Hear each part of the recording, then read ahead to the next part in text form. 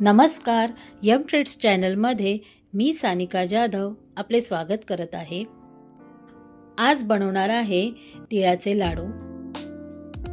यासाठी मी इथे 2 वाटी सुकं खोबरं किसून घेतले आहे, अर्धा किलो शेंगदाणे, 1 किलो बिना पॉलिशचे तीळ आणि 1 किलो चिक्कीचे गूळ बारीक तुकडे करून घेतले आहे। प्रथम आपण गॅसवर कढई गरम करून त्यामध्ये शेंगदाणे छान भाजून घेऊया। शेंगदाणे छान भाजून झाल्यावर एका भांड्यात काढून घेऊ। त्याच कढईमध्ये 1 किलो तीळ छान मंद आचेवरती भाजून घ्यायचे आहेत।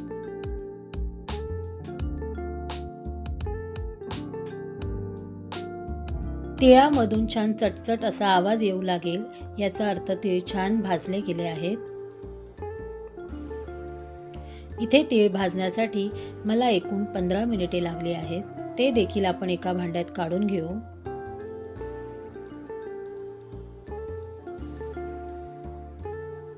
आता इथे किसलेले सुकं खोबरं छान मंद आचेवरती रंग बदलेपर्यंत भाजून घेऊया। सुकं खोबरं भाजत असताना सतत ढवळत राहावे।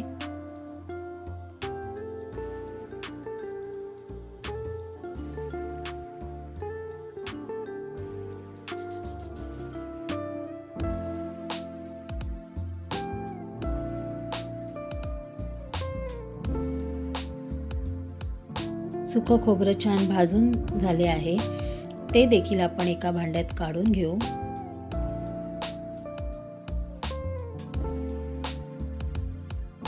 सुकं खोबरं भाजून झाल्यानंतर ते थंड झाल्यानंतर आपण अशा पद्धतीने हाताने बारीक करून घ्यायचे आहे।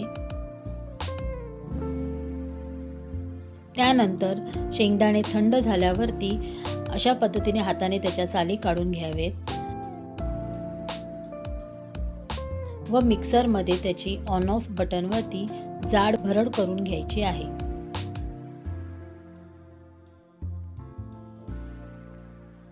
त्यानंतर एका भांड्यामध्ये भाजलेले तीळ, शेंगदाण्याची भरड आणि सुकं खोबरं मिक्स करून घेऊया।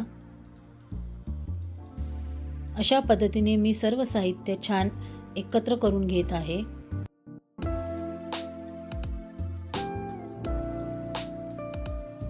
त्यानंतर एका भांड्यामध्ये 4 चमच तूप घालून छान गरम करून घेत आहे। तूप गरम झाल्यावरती बारीक तुकडे करून घेतलेले चिक्कीचे गूळ घालत आहे। गूळ वितळत असताना सतत ढवळत राहावे। इथे आपल्याला गुळाचा पाक तयार करायचा नाही। गूळ विरघळताच त्यामध्ये मी अर्धा टीस्पून वेलची पावडर घातली आहे व इथे मी गॅस बंद केला आहे।